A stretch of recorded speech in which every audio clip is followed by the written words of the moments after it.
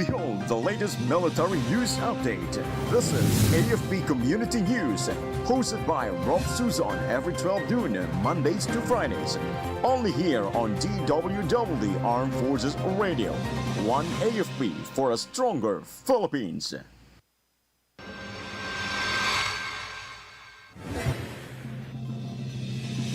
Armed Forces of the Philippines and Japan Self-Defense Force bolster partnership to boost regional security. 3rd Infantry Division troops ready for Canlaon response. LRT-1 operation stopped during Holy Week for annual maintenance. LTFRB orders ride-hailing apps to give senior discounts.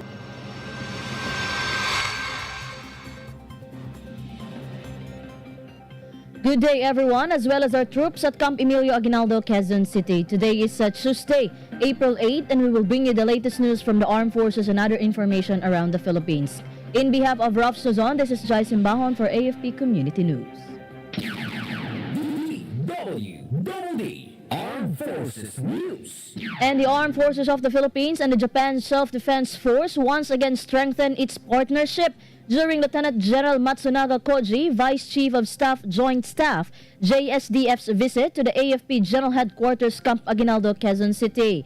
The visit highlighted the shared efforts of both forces to enhance regional peace and security through deeper defense cooperation. During the meeting, both leaders expressed appreciation for the significant progress in bilateral military ties and ways to further strengthen strategic defense partnerships. Meanwhile, the said visit reaffirms the growing defense ties between the Philippines and Japan, anchored on shared values and mutual interests.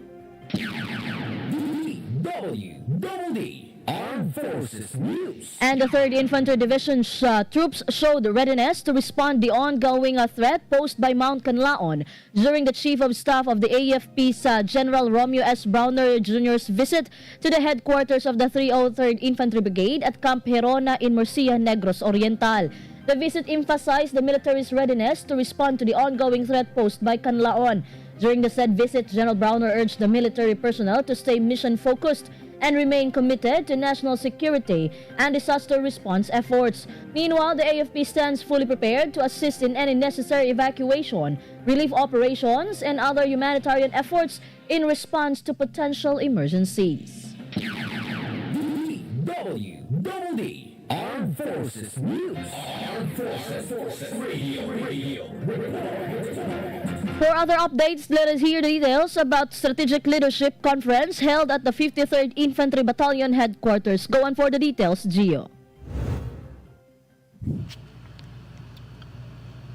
Yes, Jai, as part of the commitment to mission excellence and internal harmony, the 53rd Infantry Matapat Battalion held a strategic leadership conference at their headquarters in Camp Major David P. Sabido, Gipos, Zamboanga del Sur.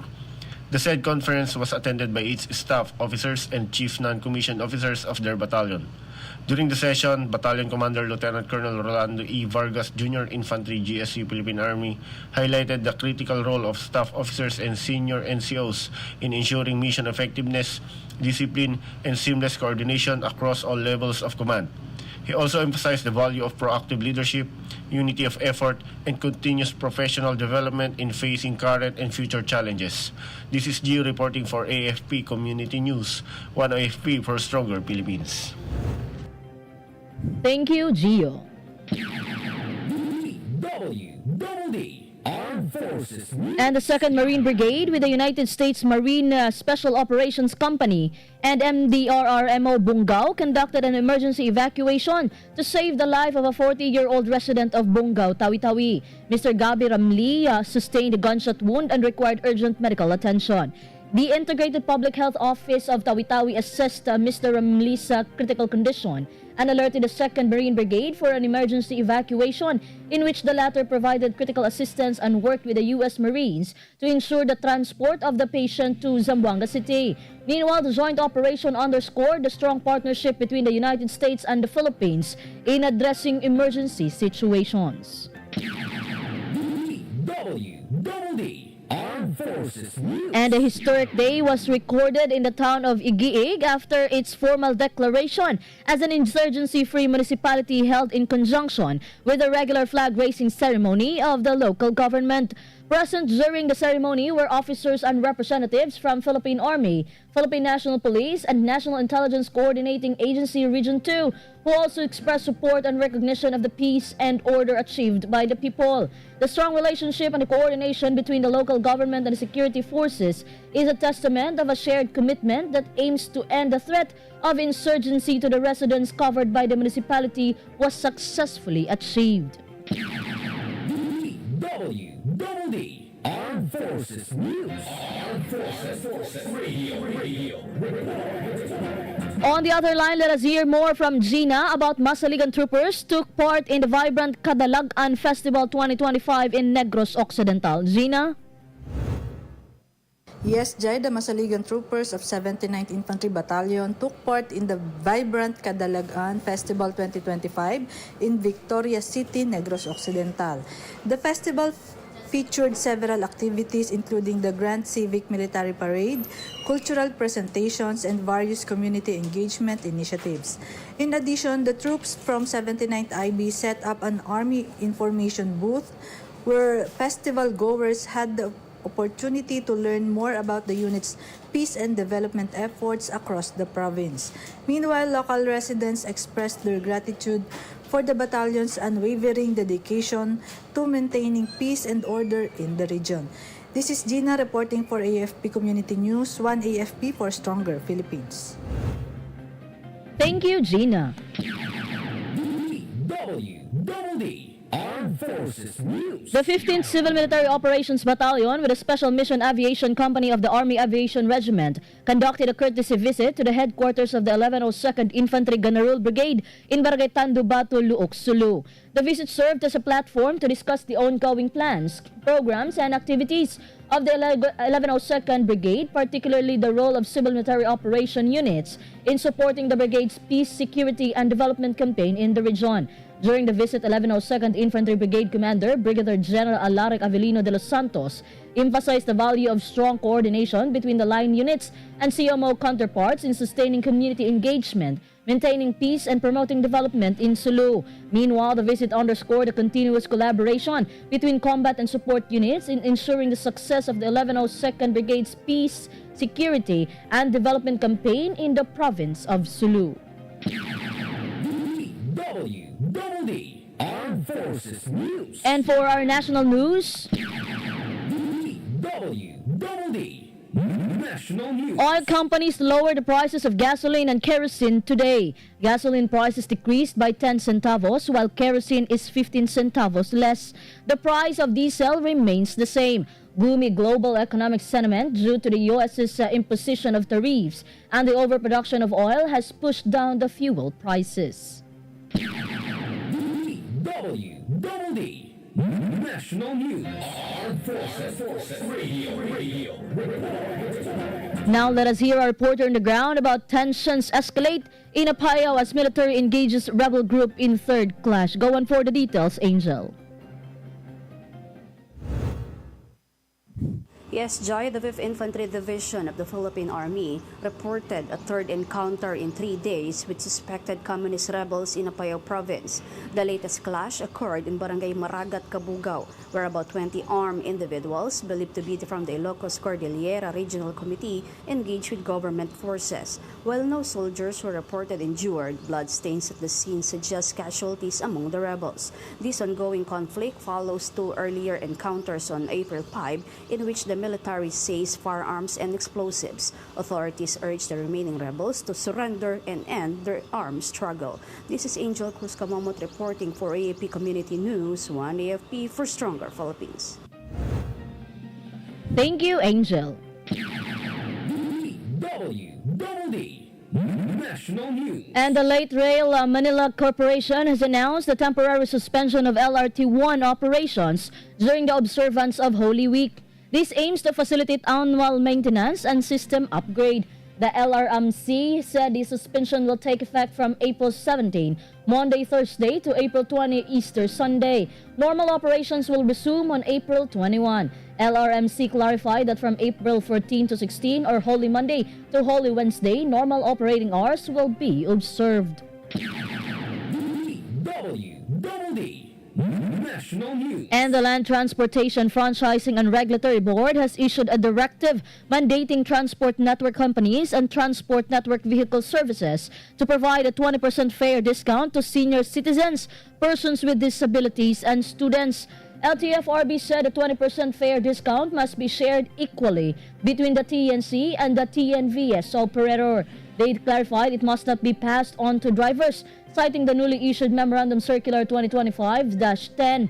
LTFRB Chairman Tufelo Godisa III explained that the board decided to issue the directive after discovering inconsistencies in how TNC calculate and implement fare discounts. DWDD National News. Armed Forces Radio. And now let us hear more updates from Joanne about Northern Luzon Command awards key stakeholders as partners in driving peace, security, and development in Central and Northern Luzon. Joanne? In celebration of its 38th founding anniversary, the Northern Luzon Command Armed Forces of the Philippines honored stakeholders who have played a pivotal role in supporting internal security operations, peace and development, and external defense operations across Northern and Central Luzon. Lieutenant General Fornil G. Buca, Philippine Air Force, the commander of Northern Luzon Command, led the ceremony on Monday at the NOLCOM Parade Grounds, recognizing individuals and organizations for their invaluable contributions. Stakeholder awardees received the Foundation of Peace Token, a distinctive and meaningful award presented annually during NOLCOM's anniversary. This year's token was made from an empty 105mm howitzer shell. Once a tool of defense, has been transformed into a beacon of peace. Mounted on a base engraved with a NOLCOM logo, it symbolizes the command's commitment to protecting and serving the people of Northern and Central Luzon. This prestigious award is bestowed upon selected stakeholders who have demonstrated exceptional dedication and cooperation in pursuit of shared peace and progress. The recognition highlights NOLCOM's dedication to strengthening its mission as a jointly engaged, sustainment maintained, and readiness-trained smart force, and its commitment to advancing peace, security, and development in the region. This is John Sagok reporting from Northern Luzon Command for AFP Community News, 1 AFP for Stronger Philippines. Thank you, Joanne. DWDD National News. And the National Housing Authority will condone some 3.7 billion pesos in housing loan penalties. This under the first condonation program to be implemented by the Marcos administration. NHA General Manager Joe Bentay said housing beneficiaries nationwide were expected to benefit from the program, which would begin on May 1 up to October 31 of this year.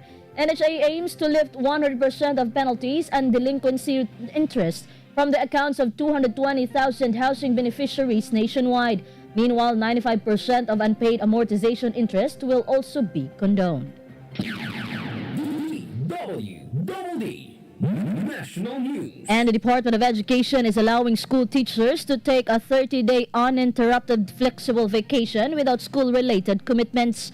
Education Secretary Sonny Angara said this break is a well-deserved opportunity for the learners and the teachers to relax after a long academic year. The DepEd chief hopes that they will spend this time wisely, unwinding with their families and return to work energized for the new school year. Under the updated guidelines, teachers could set their 30-day break between April 16 and June 1, 2025, either continuously or on a staggered basis. DWDD National News. Armed Forces Radio. And we have a report coming in from Melzoy about 86th Infantry Battalion honors Filipino veterans during the sunrise ceremony. Melzoy? Yes, Jai, the 86th Infantry Highlander Battalion participated in the commemoration of the Filipino Veterans Week through a solemn sunrise ceremony held at Heritage Memorial Park, Barangay Rojas, Solano, Nueva Vizcaya. The event paid tribute to the heroism, valor, and sacrifices of the Filipino veterans who selflessly fought for the nation's freedom and sovereignty. This year's celebration carries the theme Kabayanihan ng Veterano, Sandigan ng Kaunlaran ng Bagong Pilipinas. As part of the ceremony, the personnel of the 86th Infantry Battalion rendered military honors through a dignified wreath-laying and a three-volley over the graves, symbolizing the nation's deep and collective gratitude to the brave men and women who offered their lives in service to the country. This act of remembrance highlights the selfless service and enduring patriotism of our forebears. The Philippine Veterans Week is celebrated annually from April 5 to 11 to recognize the valor and heroism of the Filipino freedom fighters. The 86th Infantry Battalion remains steadfast in its commitment to upholding this noble tradition, creating meaningful avenues for veterans to honor their fallen comrades and for the public to reflect on the enduring legacy of their courage and sacrifice. This is Madre Inesio Arroco reporting for AFP Community News, 1 AFP for Stronger Philippines. Thank you, Meljoy. DWDD National News. And Malacanang maintained that the government's plan to procure more air assets are not meant to provoke other countries but are part of the modernization program.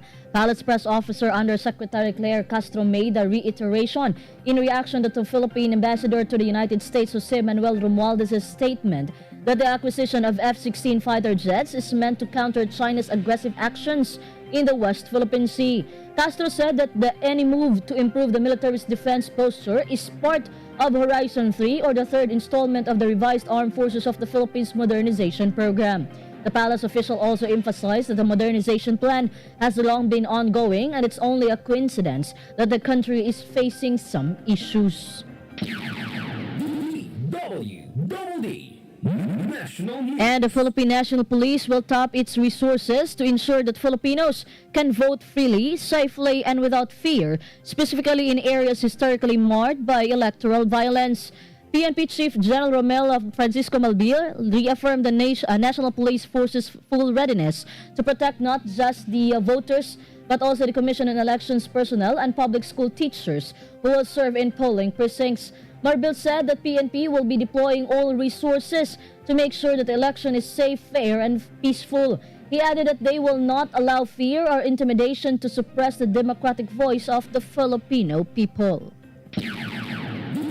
DWDD National News. Armed Forces Radio. More updates from JR about 15 Civil Military Operations Battalion led the information campaign at Notre Dame of Holo College. JR? In a powerful initiative aimed at empowering the youth, the 15th Civil Military Operations Battalion conducted an information campaign on the role of youth in nation building at Notre Dame of Holo College on April 5, 2025. The campaign, which was led by Acting Commanding Officer of 15th Civil Military Operations Battalion, Lieutenant Colonel Andy Lawrence C. Acapulco, was attended by senior high school students, faculty members of NDJC, and military personnel. The event focuses on the significant contributions of the youth. Students were also encouraged to become active contributors in promoting positive change in their communities. Furthermore, the event served as a part of an ongoing effort by the 15th Civil Military Operations Battalion to strengthen civic engagement and foster a sense of responsibility among the youth. This is JR reporting for AFP Community News, 1 AFP for a stronger Philippines. Thank you, JR. DWDD National News. And the National Telecommunications Commission warned the public against fake emergency broadcast messages purportedly promoting candidates through the emergency broadcast facility in mobile phones. The TNC urged the public to be vigilant against the misuse of SMS blasters. This is a device increasingly exploited to spread misinformation, misleading or fraudulent messages, to influence voters and spread false information about the election process. The agency also strongly advised the public to ignore messages received under the emergency broadcast facility unless it is a legitimate emergency message coming from the National Disaster and Risk Reduction and Management Council or the Weather Bureau. DWDD National News. The Philippine Atmospheric, Geophysical and Astronomical Services Administration has rolled out its online heat index monitoring platform that would help guide schools in making decisions on the cancellation of classes. Pag-asa Administrator Nathaniel Servando said the interactive heat index mapping and prediction or iHeat map will provide nationwide access to real-time heat index data. He explained that public schools could adjust schedules through class cancellations or hybrid learning while road works are rescheduled to cooler hours. Servando noted that the country has been experiencing hotter and drier seasons. DWDD National News. Armed Forces Radio. And now let us hear more from Shai about two members of the Marine Battalion Landing Team 4 revived a 7-year-old boy after drowning in Cebu to Tawi-Tawi. Shai? Good afternoon, Jai. Two Marine Corpsmen of the MBLT-4 saved the life of a 7-year-old boy who had drowned in the waters of Sitio Tanduuak, Barangay Ligayan, Cebu, Tawi-Tawi. The child was found lifeless and immediately given a CPR by Private Gubin, Philippine Navy Marines. Corporal Roa, Philippine Navy Marines, on the other hand, secured the chaotic scene to ensure safety. As soon as the child was revived, the Marine Corpsmen quickly transported him to the battalion's advanced command post for urgent evacuation to the hospital. The child is now receiving the necessary medical care. This is Shai Rivera reporting for AFP Community News, one AFP for a stronger Philippines. Thank you, Shaira. DWDD National News. And for our final news, the Department of Energy has released the Implementing Rules and Regulations or IRR of Republic Act 12210, also known as the Philippine Natural Gas Industry Development Act. This meant to accelerate the exploration and development of indigenous natural gas to enhance energy security in the country. Based on the department's circular, the government shall establish, supervise, and monitor the Philippine downstream natural gas industry. The DOE is mandated to prepare a development plan and to establish standards on gas quality, facility, and code of practice upon coordination with other key government agencies. It shall also serve as the lead agency to determine the need for and regulate the development of aggregation in the country. DWDD National News. And that's all for today's broadcast. Thank you for joining us, especially to our audience in our Facebook page, AFP Radio DWDD. Don't forget to tune in on Thursday for more updates, same time, same station. Again, this is Joyce Imbon for AFP Community News, one AFP for a stronger Philippines. Ito ang DWDD 1134 kHz AM. Balita, impormasyon at musika. Ito ang DWDD AFP Radio. Boses ng Kawal Pilipino.